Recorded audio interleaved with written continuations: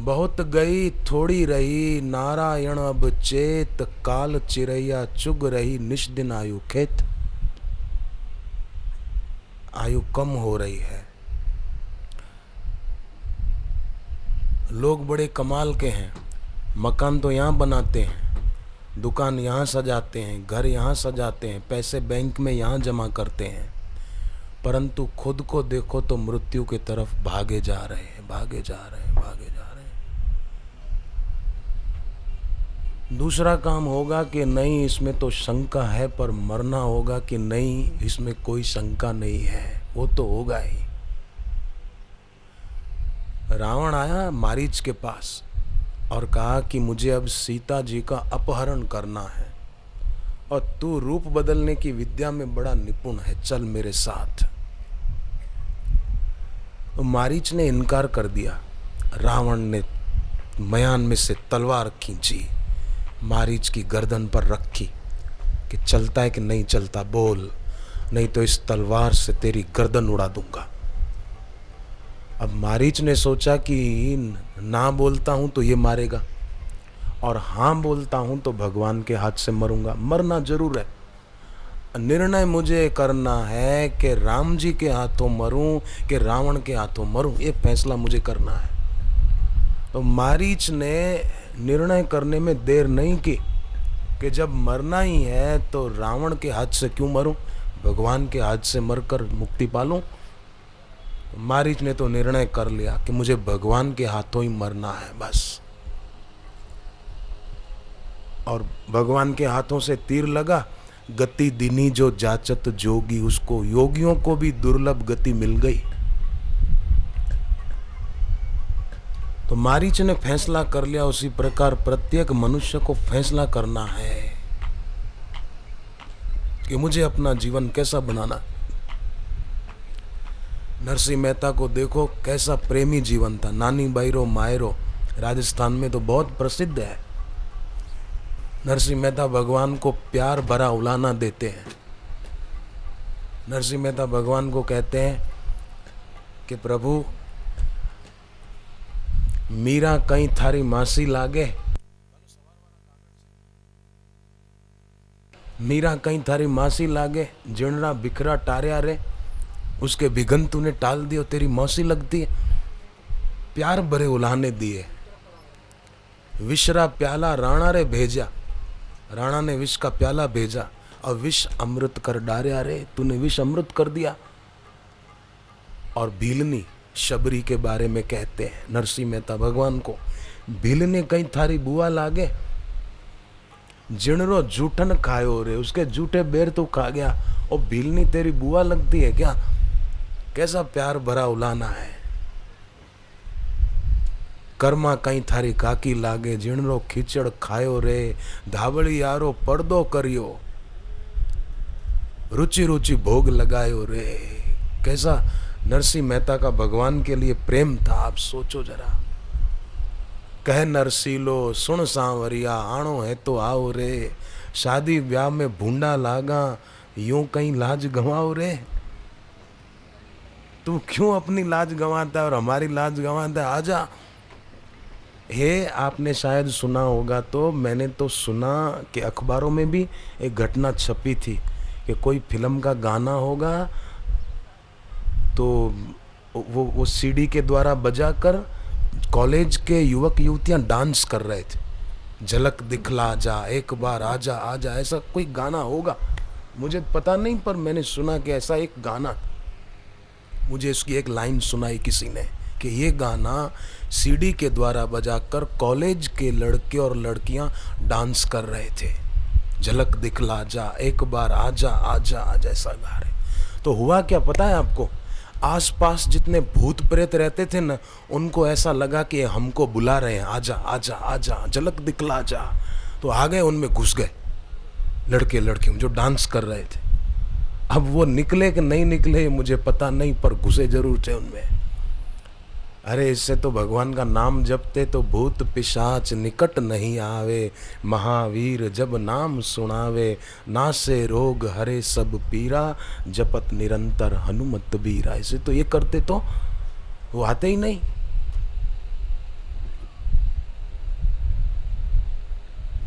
बुद्धि कुसंग के कारण बड़ी विचित्र हो गई।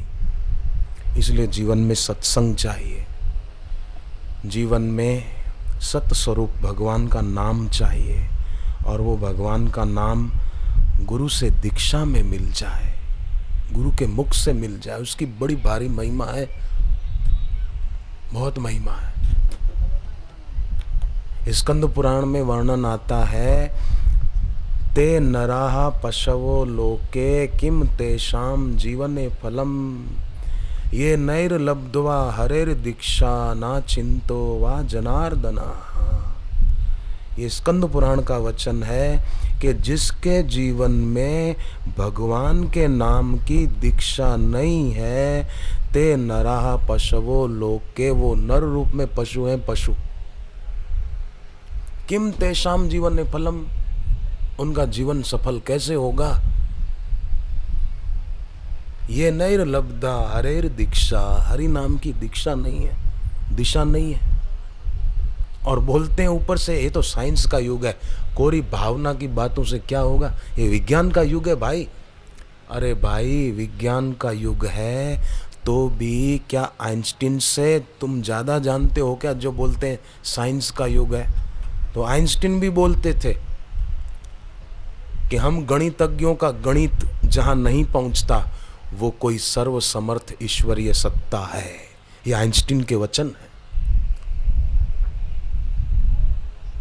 कार्ल गुस्तेव जुंग ये इस युग के मनोवैज्ञानिक हुए। उसका नाम बड़ा प्रसिद्ध आदमी हो गया, कार्ल गुस्तेव जुंग। उसने कहा कि मेरे पास कई मानसिक रोगी आते हैं, तो मुझे लगता है कि उनकी मनोचिकित्सा करने की अपेक्षा उनको धर्म के ज्ञान की ज़्यादा ज़रूरत है, भगवतीय ज्ञान की ज़्यादा ज़रूरत है। ये इस विज्ञानी के शब्द हैं।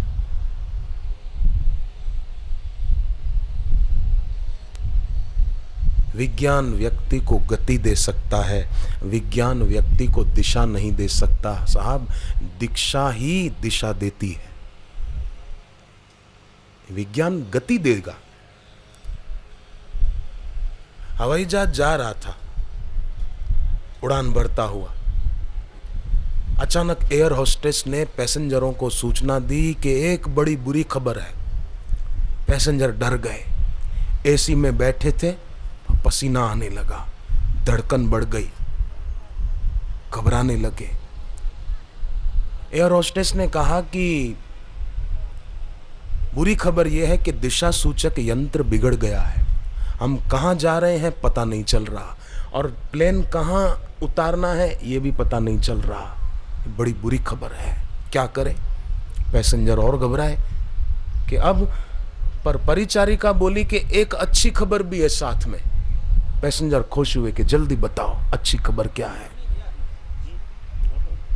बोले अच्छी खबर यह है कि हम जहां भी जा रहे हैं बहुत स्पीड से जा रहे हैं, दिशा सूचक यंत्र खराब हो गया, प्लेन कहां उतारना पता नहीं है, किस दिशा में जा रहे हैं पता नहीं है, पर बोले जहां भी जा रहे हैं बड़ी स्पीड से जा रहे हैं। अब ये अच्छी खबर है, स्पीड से जा रहे हैं, पेट्रोल खत्म हो गया, फिर कहां जाके गिरोगे। तो जीवन में दिशा जरूरी है, और दिशा सदगुरु की वैदिक दीक्षा देती है। और श्रीमद् देवी भागवत में आता है कि दीक्षा देने का अधिकार सबको नहीं है। एक मुनीम जी थे, मुनीम जी, सेठ जी को कहा कि मुझे आपके पास नौकरी नहीं करनी। बोले क्यों नहीं करनी? बोले आपको मेरे पर विश्वास ही नहीं है तो मैं नौकरी क्यों करूं। तो सेठ जी ने कहा आप कैसे कहते हो कि हमको आप पे विश्वास नहीं है, तिजोरी की सारी चाबियां तो आपके सामने मेज पर पड़ी रहती है, फिर कैसे कहते हो कि हमको आप पे विश्वास नहीं है। बोले चाबियां मेरे सामने रखी रहती है इसलिए कहता हूं आपको मेरे पे विश्वास नहीं है, क्योंकि उनमें से एक भी चाबी से तिजोरी का ताला ही नहीं खुलता है, नकली चाबियां हैं, ताला ही नहीं खुलता। चाबियां सब दे रहे हैं कि ये लो मंत्र तुम्हारा भला हो जाएगा, परंतु अविद्या का ताला खुलता ही नहीं है, आत्म सुख मिलता ही नहीं है। दीक्षा तत्वज्ञ गुरु के द्वारा जब मिलती है, मानो व्यक्ति को दिशा मिल जाती है। बापूजी बच्चों को सारस्वत मंत्र देते हैं, जिससे बच्चे बड़े ओजस्वी और तेजस्वी हो जाते हैं। आज हमारे देश में मैं तो आपसे प्रार्थना करूं, आप भी अपने बच्चों को खूब संभालिए। अपने बच्चों को संभालने की बहुत जरूरत है। बच्चों को अगर अभी से दिशा नहीं मिली तो बच्चे आगे चलकर बेचारे उलझ सकते हैं।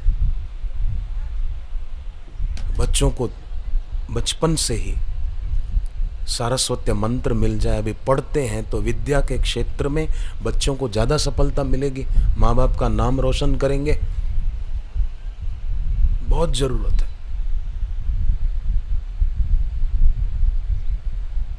अपने शास्त्रों में तो प्रार्थना की गई, प्रार्थना जिह्वे सदेवं भज सुंदराणि नामानि कृष्णस्य मनोहराणि समस्त भक्तार्ति विनाशनानि गोविंद दामोदर माधवेति त्वामेव याचे मम देहि जिह्वे समागते दंडधरे कृतान्ते वक्तव्यमेवं मधुरं सुभक्त्या गोविंद दामोदर माधवेति। ए मेरी जीभ तू मुझे वरदान दे दे, वरदान। काय का वरदान? कि जब अंत काल आए और यम के दूत आए तो ए मेरी जीभ तू भगवान का नाम ही बोलना, बस। राम राम हरि हरि श्री कृष्ण गोविंद हरे मुरारी, ऐसा ईश्वर का नाम निकले। देखो इसमें ईश्वर का नाम निकले न, इसमें एक बात और ध्यान देने की है। अग्नि पुराण में लिखा है, मैं उस शास्त्र के आधार पे बोल रहा हूं। अग्नि पुराण में लिखा है, अग्निदेव वशिष्ठ जी को कहते हैं, राम जी के गुरुदेव को क्या कहते हैं कि हे वशिष्ठ जी, कोई पंडित, कोई कथावाचक, कोई उपदेशक हमको मंत्र दे दे तो वो मंत्र सुप्त मंत्र होता है, माने सोया हुआ है। परंतु मंत्र कोई तत्वज्ञानी गुरु देते हैं तो वो मंत्र जागृत मंत्र होता है, जापक का मंगल करता है। क्योंकि मंत्र का संबंध अधिदेव जगत से होता है। तो गुरु अगर तत्वज्ञानी है और उनके मुख से मंत्र मिला है तो मंत्र जपने वाले का भी अधिदेव जगत से संबंध जुड़ जाता है और उसका मंत्र जप बड़ा काम करता है। और मंत्र जप से हमारे जीवन में जिसके न होने का दुख है वो होगा और जिसके होने का दुख है वो नहीं होगा। माने जिसके कारण हम दुखी हैं वो कारण दूर हो जाएगा। ये जप की महिमा है। तुलसीदास जी महाराज ने जप की महिमा गाते हुए कहा, राम नाम कलि अभिमत दाता, हित पर लोक लोक पितु माता, नाम गरीब अनेक निवाजे, लोक वेद वर बिरद विराजे, शुक सनकादि सिद्ध मुनि जोगी, नाम प्रसाद ब्रह्म सुख भोगी, जपहि नाम जन आरत भारी, मिटहि कुसंकट होई सुखारी, चहु जुग तीन काल तिहु लोका, भय नाम जपी जीव विशोका,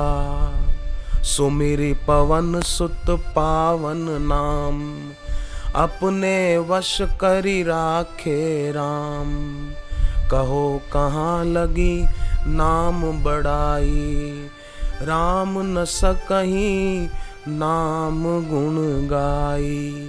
राम जी भी नाम की महिमा नहीं गा सकते, ऐसी नाम की महिमा है। और वो नाम जागृत महापुरुष के मुख से मिल जाए तो कहना ही क्या। तब तो मंगल हो गया, मंगल कल्याण हो गया। मंगल भवन अमंगल हारी, उमा सहित जेहि जपत पुरारी। आपने देखा होगा, कई बार किया भी होगा अनुभव। घर से बाहर जाते हैं ना यात्रा के लिए, कोई काम के लिए, तो लोग शगुन देख कर जाते हैं। दही खा के जाएंगे, मीठा दही, ये शगुन माना जाता है। या कोई कोई पानी से भरा हुआ कलश देख कर जाते हैं कि भाई शुभ शगुन है। या दिया जलाकर फिर निकलते हैं, जलती हुई जगी हुई ज्योत का दर्शन करके फिर जाते हैं कि शुभ शगुन हो। परंतु फिर भी उनके काम में विघ्न आते हैं, तकलीफ होती है, काम पूरा नहीं होता है। क्यों? शगुन देखकर चले थे, फिर भी ऐसा क्यों? तो भाई उसका समाधान ये है कि शगुन जो होता है ना, वो मंगल सूचक होता है, और भगवान का नाम जो होता है वो मंगल कारक होता है। शगुन मंगल सूचक होता है, तो मंगल सूचक की अपेक्षा मंगल कारक। मंगल कर दे, मंगल सूचक किस काम का? मंगल कर दे, अमंगल को दूर कर दे। मंगल भवन मंगलहारी। भाग्य के कुअंक भी सुअंक हो जाए, बदल जाए। ये भक्ति में शक्ति है। नारद जी ने नहीं कहा पार्वती जी के माता पिता को, हिमाचल को और उनकी पत्नी मैना को, पार्वती जी की मां को, भावियु मेटि सकहि त्रिपुरारी।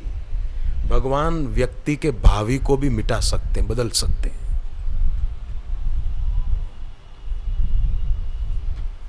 तो सत्संग में और नाम में बड़ी शक्ति है। लक्ष्मण जी को भगवान राम जी ने एक दिन पूछा कि लक्ष्मण एक बात बताओगे? बोले हाँ प्रभु। लक्ष्मण, मैं तुमसे ये पूछना चाहता हूँ कि तुमको मेघनाथ के द्वारा बाण लगा, शक्ति बाण लगा, और तुम मूर्छित हो गए थे, बेहोश हो गए थे। बोले हाँ प्रभु, बेहोश हो गया था। तो लक्ष्मण, तुम ये बात बताओ कि तब तुम मेरे पास कैसे है? मेरे पिता की आज्ञा का पालन हो जाएगा। मां, तुमने तो मेरा कल्याण कर दिया, ऐसा कहते हैं राम जी। अब देखो,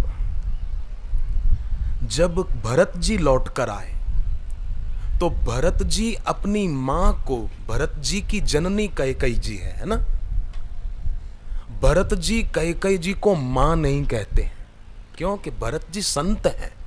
भरत जी जान गए कि इसने नए रिश्ते को इतना महत्व दिया कि पुराने रिश्ते को भूल गई। राम जी इसके सच्चे संबंधी हैं, अपने सच्चे संबंधी को भूल गई, और जो इस जन्म का रिश्ता है नया, इसको ये सच्चा समझ रही है, तो मैं इसको याद दिलाना चाहूंगा। तो फटकारा भरत जी ने कैकेयी जी को, अपनी मां को डांटा।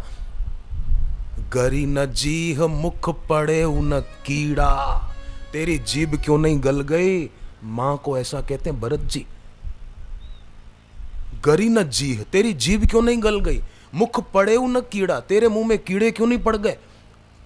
वर मांगत भई नहीं पीड़ा, तेरे को ऐसा वरदान मांगते समय पीड़ा नहीं हुई?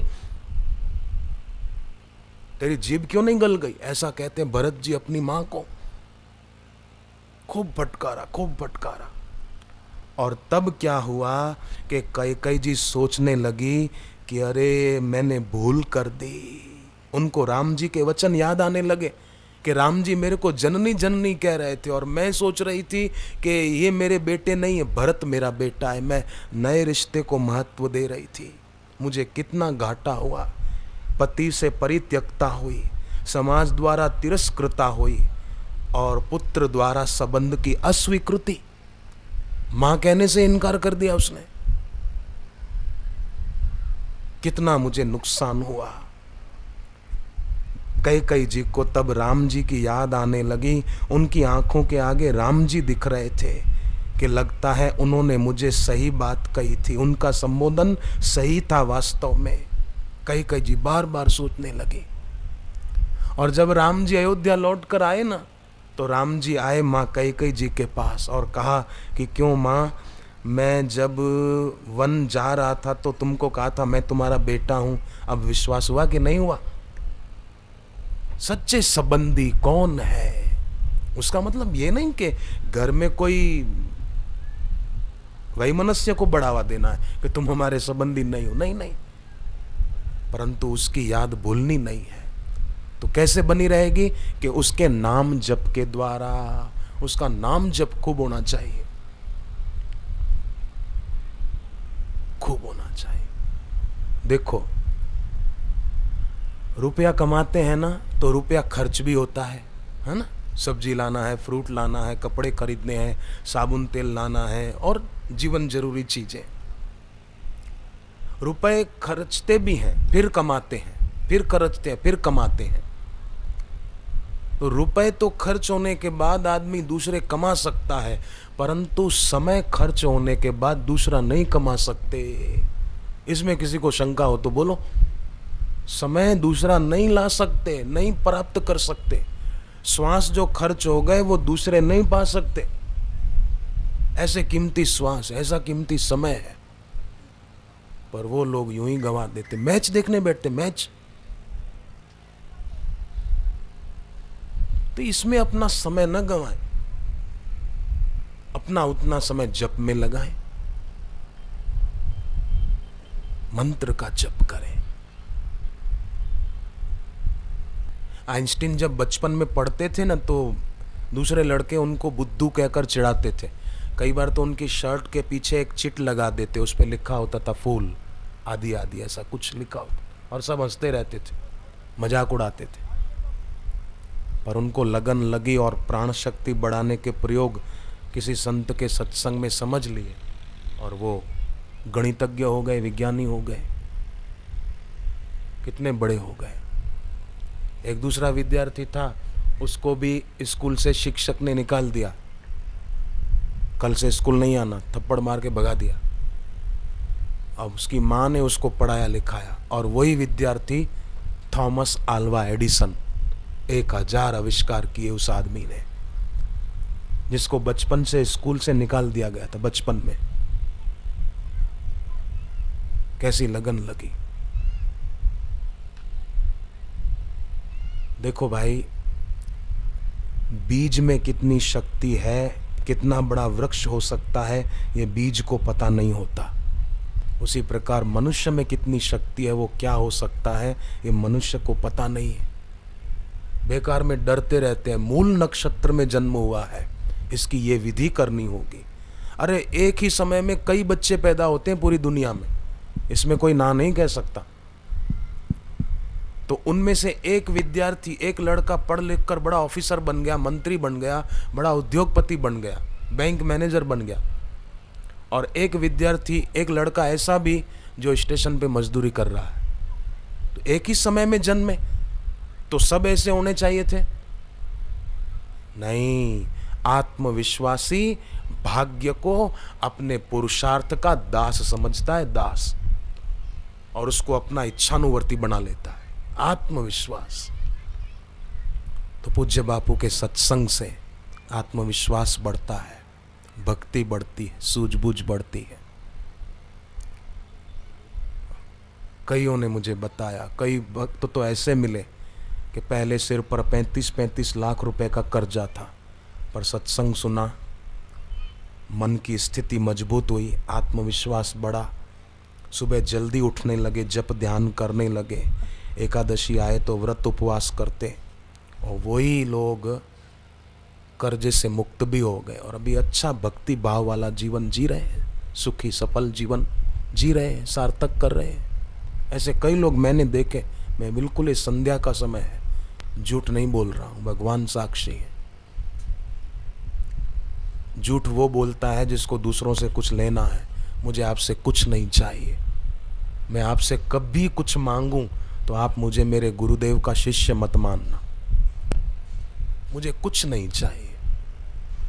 मैं चाहता हूं कि सर्वे भवन्तु सुखिनः, जो शास्त्र का वचन है, सर्वे सन्तु निरामया, सर्वे भद्राणि पश्यन्तु, मां कश्चित् दुख भाग् भवे। सर्वे भवन्तु सुखिनः। और ये रास्ता ऐसा है कि सचमुच सर्वे भवन्तु सुखिनः। तभी संध्या का समय है, सभी गहरा श्वास लें, रोकें, मन में भगवान नाम जप करें, धीरे धीरे छोड़ें।